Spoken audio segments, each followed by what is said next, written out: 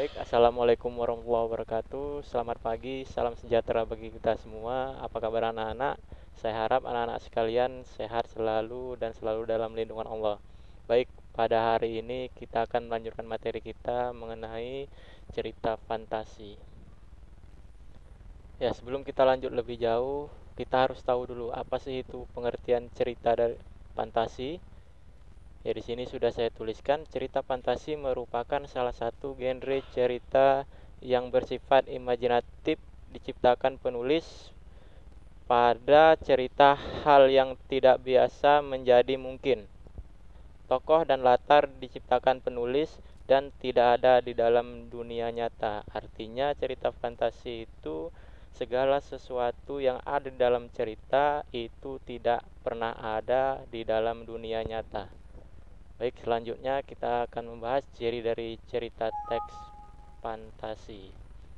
Yang pertama, memiliki ide cerita yang tidak dibatasi oleh realita. Artinya ide ceritanya itu boleh keluar dari kenyataan ataupun realita. Yang kedua, di dalam cerita terdapat keanehan seperti sihir, makhluk aneh maupun sesuatu yang bersifat ajaib. Tiga, penggunaan latar dapat menembus ruang dan waktu. 4. Tokoh memiliki keunikan tersendiri. Contoh, memiliki kekuatan super. Yang kelima, cerita fantasi menggunakan hayalan. Maka cerita fantasi merupakan salah satu karya sastra jenis fiksi.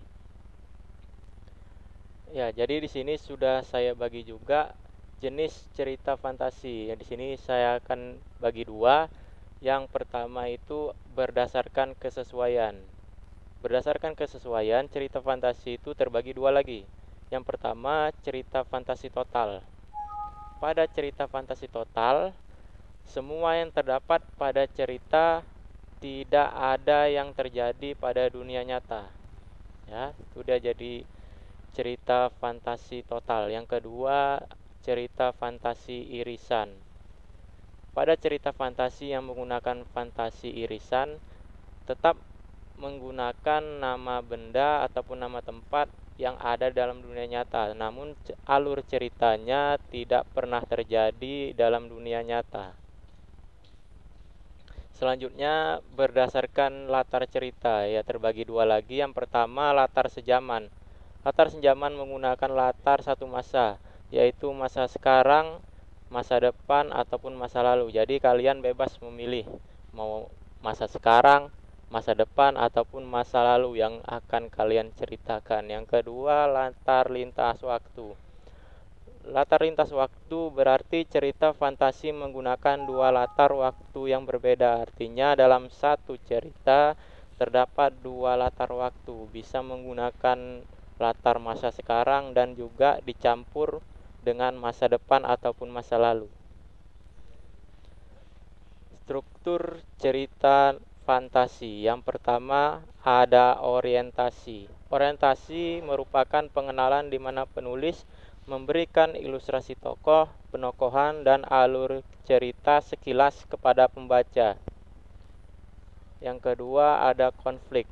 Konflik merupakan bagian di mana terjadi masalah dimulai dari awal hingga menuju puncak masalah.